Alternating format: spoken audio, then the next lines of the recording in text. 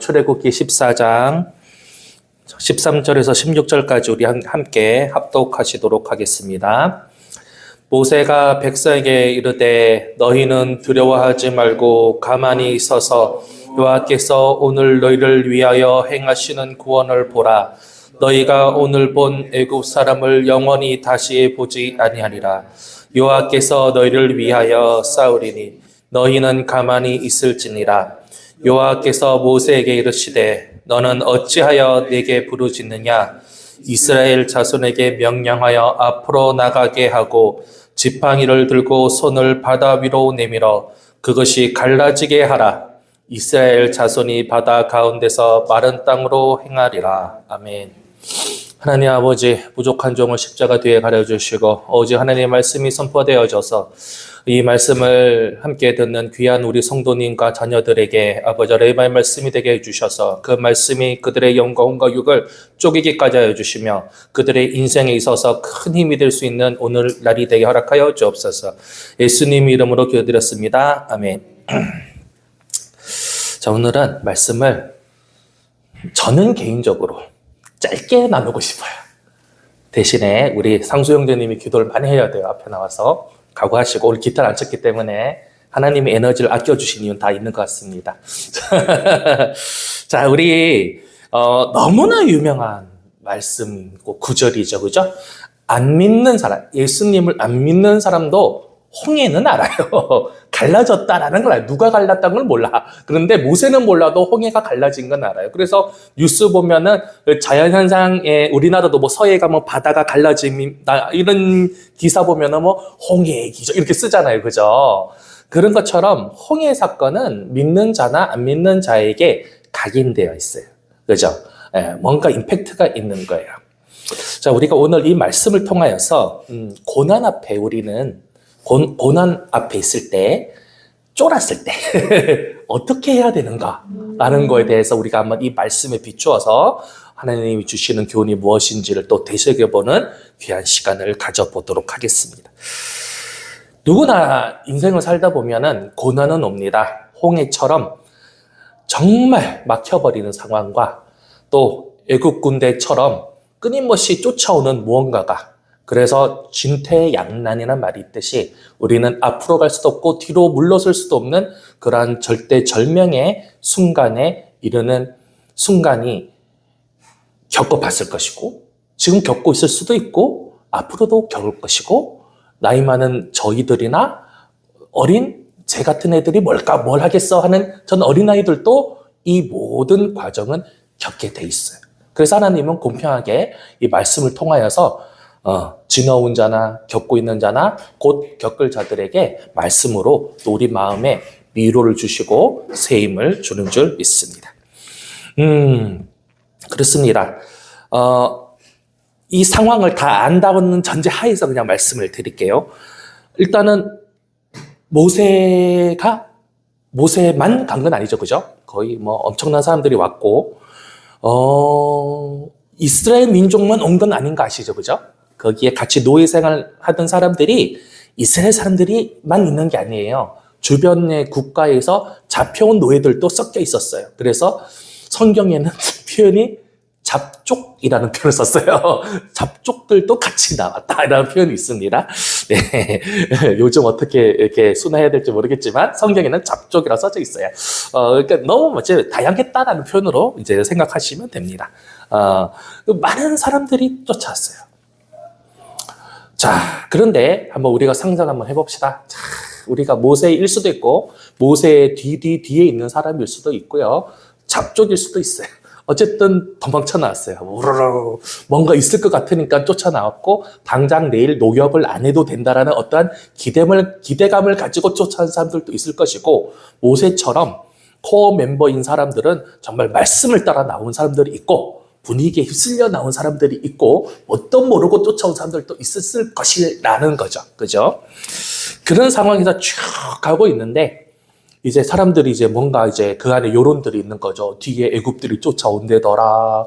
뭐 이러면서 이제 가고 있는데 앞에 탁 서는 거예요. 점점 속도가 줄면서 탁 서는 거야. 빨리 가야 되는데. 빨리 가야 되는데 뒤에 자꾸 지금 애국 군대가 쫓아온다는데 빨리 가야 되는데 왜 자꾸 이 정체되고 있지?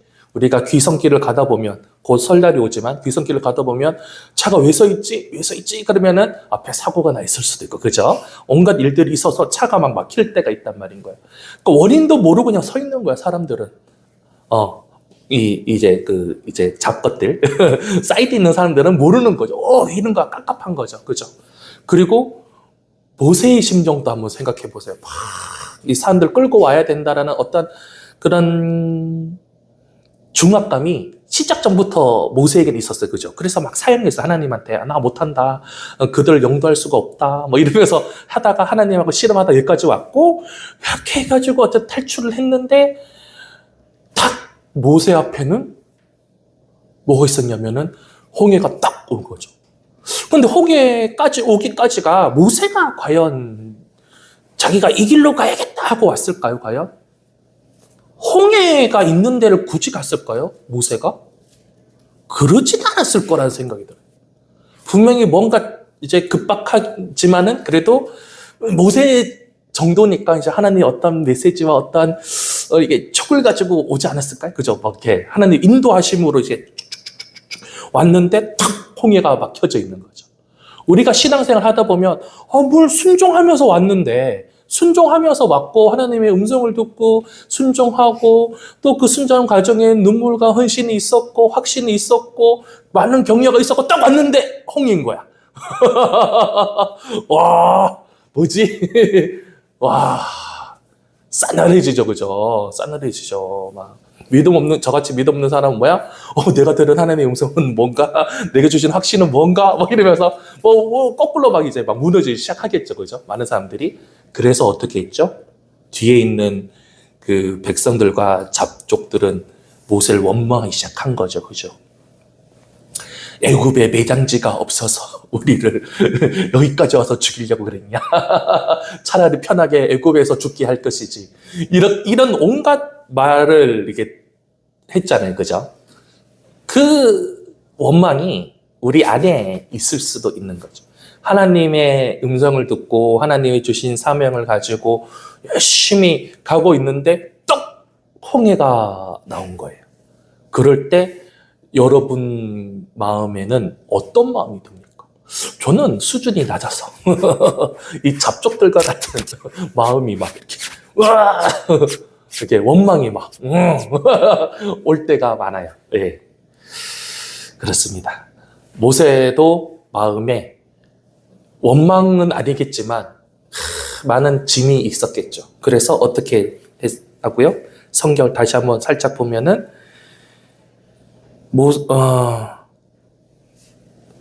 이 그림에는 없지만 우리가 상상할 수 있는데 주저앉았을 것 같아요. 그죠? 기도하는 모습으로. 기도하는 모습을 빙자하여서 주저앉았을 것 같아. 그냥 풀썩 주저앉으면은 없어 보이니까 기도하는 척 하면서 주저앉았을 것 같아요. 왜? 계속 서 있겠어요? 그 홍해 앞에서? 엄청난 시간이 있었을 것 같아요. 예, 체감상으로도. 1, 20분 만에 일어난 일은 아닌 것 같아. 저는 그런 생각이 듭니다. 그런데 모세의 마음에는 두려움이 일단 있었어요. 분명히. 네. 성경을 미루어 보면 짐작할 수가 있습니다. 그런데 모세에게는 또 하나님의 마음에 주시는 통로들이 있었을 거예요. 그죠? 분명히. 오늘의 우리들처럼 성령님께서 미세한 음성으로 큐티를 통하여서 성경 말씀을 통하여서 또 여러 가지 루트를 통하여서 우리 마음 안에 이게 그분의 메시지, 당신의 마음을 또 뜻을 이렇게 전달해 주시잖아요. 모세에게 이 12절과 13절의 간격이 있는 것 같아. 내가 볼 때는 그런 생각이 들어요.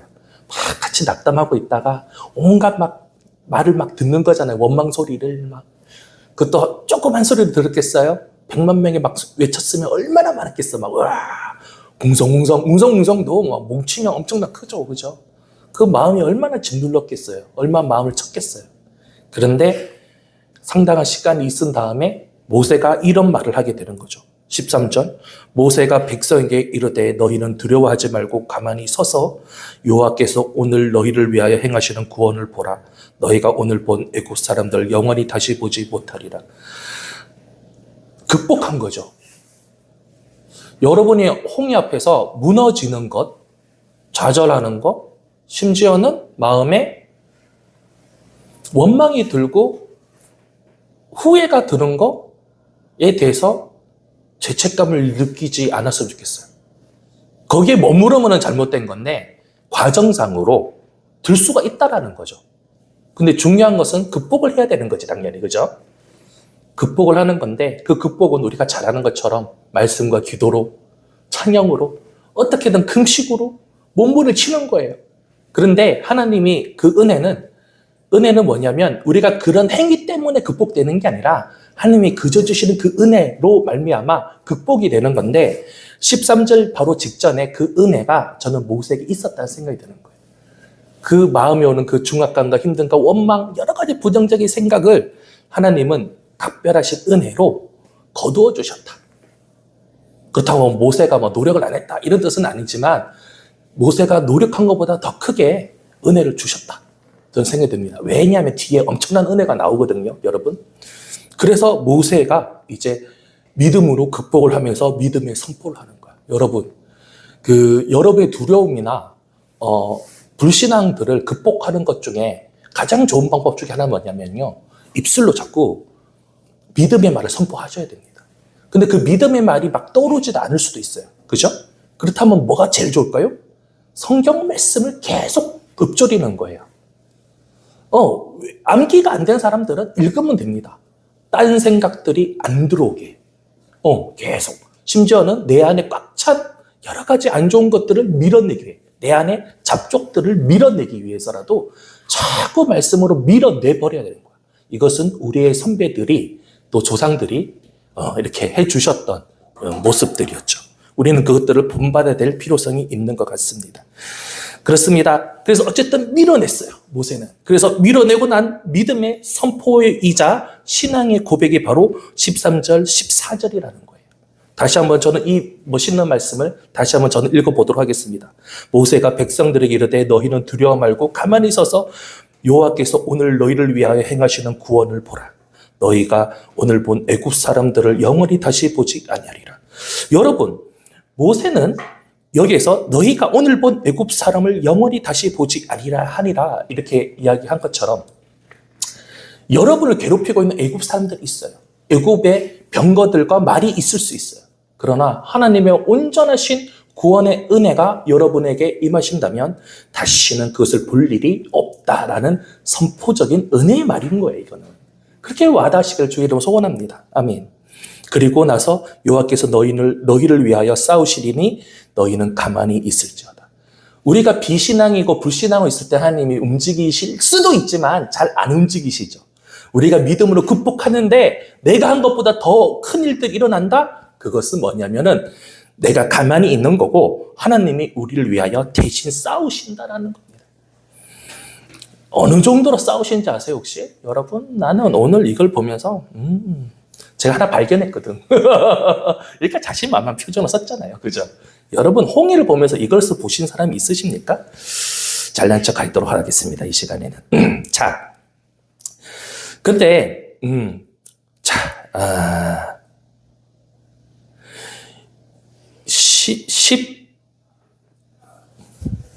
15절에 여호와께서 모세에게 이르시되 너는 어찌하여 내게 부르짖느냐? 이스라엘 자손에게 명령하여 앞으로 나가게 하고 라고 했어요. 자, 여러분, 모세가 어찌하여 내게 부르짖느냐? 근데 영어로는 crying out이었어요. crying out to me예요. 내게 왜 이렇게 울부짖고 있느냐? 물론 이제 야베스의 기도에서는 cry out 했을 때, 울부짖다 했을 때 저는 이제 소리내어 통성 기도했다라는 저는 이렇게 많이 번역을 합니다.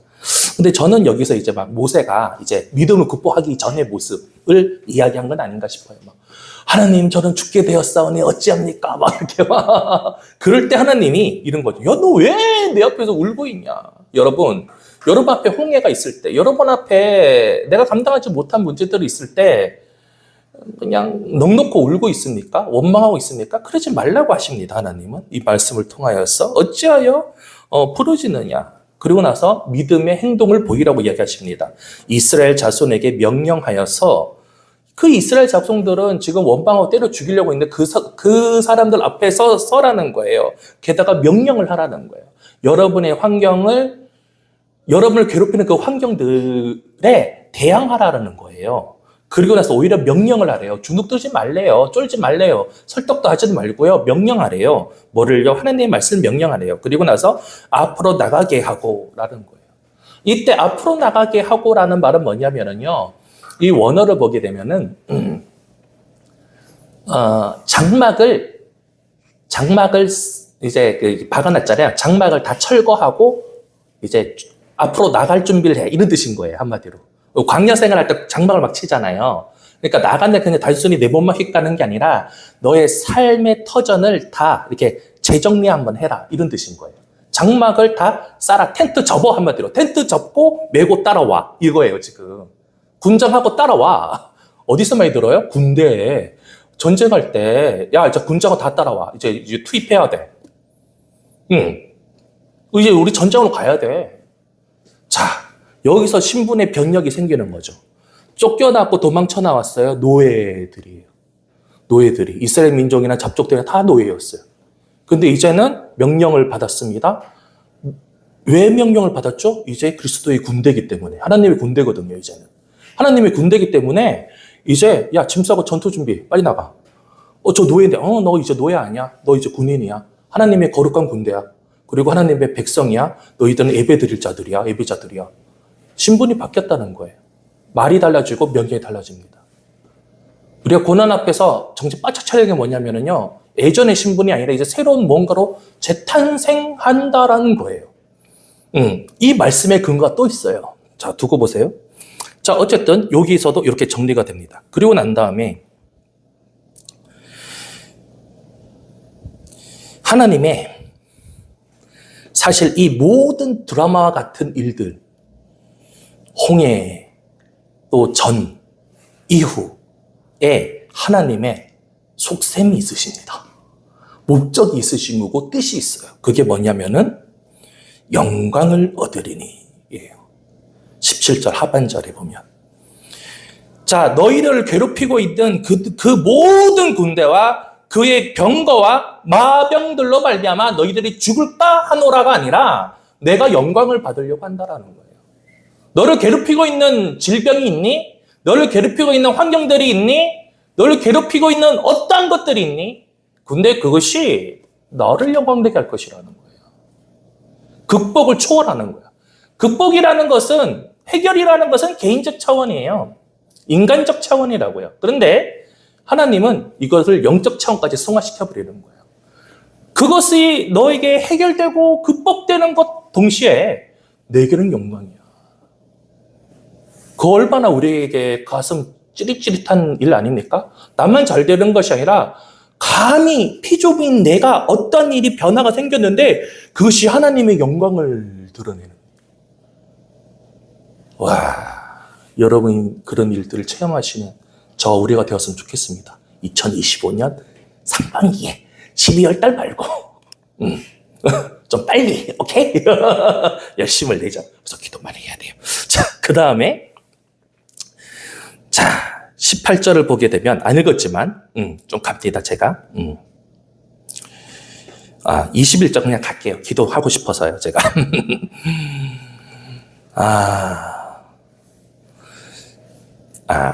죄송해요. 16절입니다.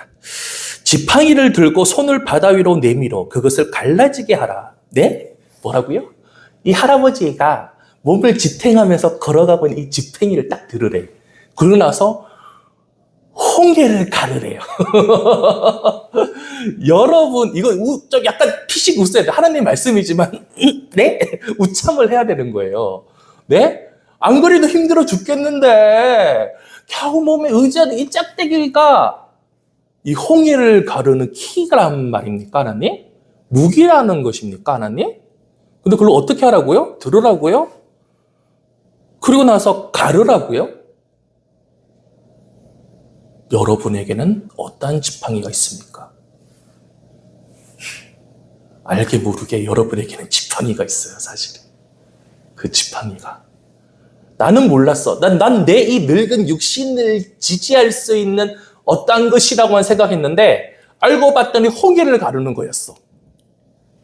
여러분의 인생에 있어서 이렇게 좌절감 느낄 때 있지 않습니까? 나의 이력은, 나의 히스토리는 너무 쓰레기 같아. 있으나 마나. 아니, 없었으면 좋겠어. 요즘 애들 말로는 흑역사. 이런 것들.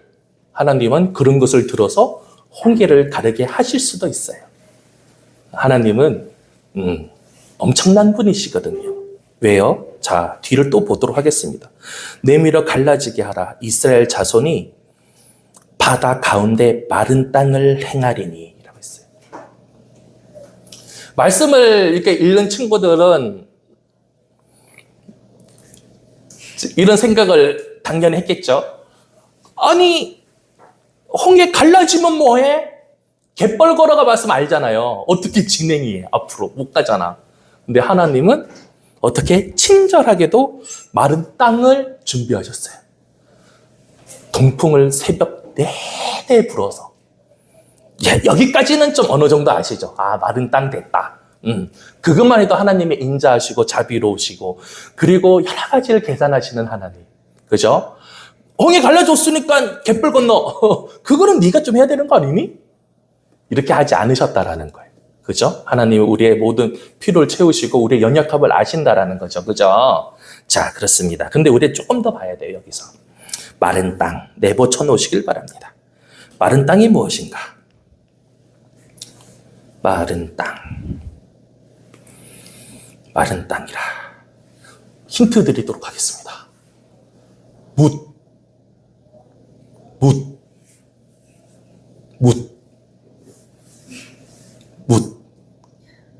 무에다가 티귿. 묻. 그게 뭐죠? 묻. 땅이죠, 땅. 자, 그럼 여기다 치킨 한 마리 또 걸어야겠습니다. 자. 뭐 다 안 웃는데 한 명만 웃죠. 한 명만 좋아합니다. 자, 무시라는 이 단어가 제일 먼저 나온 성경책이 어딜까요? 창세기, 출애굽기 해서 말라기까지 갔다가 요한계시록까지 가잖아요. 근데 묻이라는 말이 어디에 제일 먼저 나왔을까요? 힌트, 제일 먼저. 창세기. 네가 죄송합니다. 눈치 없죠? 맞추신 분이 치킨 쏘도록 하겠습니다. 할렐루야. 자, 농담이고요. 자, 그렇습니다. 창세기에 창세기. 어디? 창세기 어디? 그렇죠. 천지창조죠. 천지창조에서 묻. 그 단어와 같은 단어예요, 이게. 마른 땅이 천지창조에서 말했던 그 땅이라는 거예요. 같은 단어. 여기는 분명히 하나님의 의도가 있는 거죠. 그렇게 쓰신 이유가 그냥 다르게 표현할 수도 있는데, 그죠? 다르게 표현할 수도 있는데 왜 굳이 마른 땅이라고 이야기하면서 왜 같은 말로 썼을까? 지금처럼 우리가 이 마른 땅을 봤을 때 천지창조의 땅을 연상하게 만들고 싶으셨던 거예요, 하나님은. 그 땅은 뭔가요? 생명을 창조하는 땅인 거죠. 홍해는 죽음이요. 빠지면 죽잖아. 뒤따라오는 애들도 다 나중에는 거기에 홍해 빠져 죽잖아요. 죽음이거든요. 근데 하나님은 그 죽음 밑에다 뭘 깔아놨다고요? 생명의 터전을 깔아놨어요. 여러분 앞에 있는 홍해, 혼란과 고난, 여러 가지가 있어요. 그죠? 근데 너무나 자비로우신 하나님께서는요, 그 밑에 생명의 길, 그리고 살아가는 터전을 깔아놓으셨던 거예요. 이게 저는 큰 은혜더라고요. 저는 몇 주 전에 여기서 뭘 선포했냐면, 여러분 기억하실랑가 모르겠지만, 벼랑 끝에 사는 여기. 저는 예전에 청년 때로 돌아가서 맨 땅에 헤딩하는 신앙으로 다시 돌아가겠습니다 했더니 정말 맨 땅에 헤딩 하게 되는 상황까지였습니다. 여러분 아실랑가 모르겠지만 그래서 여기서 선포되는 말씀이 무서워요. 근데 저는 오늘의 이 말씀을 또 선포하는 거예요. 그 맨 땅에 헤딩하는 것처럼 보이지만 홍해 앞에 가로막힌 것처럼 보이지만 하나님은 그 홍해를 가르시고 생명의 터전, 생명으로 인도하는 그 길을 깔아놓으셨다는 거예요. 그리고 우리가 아는 것처럼 그 홍해를 건너게 하십니다. 여러분, 홍해 앞에 장막을 세우고 멈추어서 하나님은 원망하고 앉아 계실 것입니까?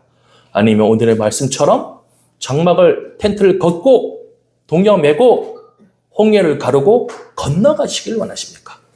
건너가시길 원하기를 원하신다면 오늘 저희들과 함께 기도하시면서 나의 홍해 앞에서 이 모세가 선포하는 믿음의 선포처럼 오늘 내가 보는 애국 사람들을 이제는 결단코 볼 일이 없을 것이다.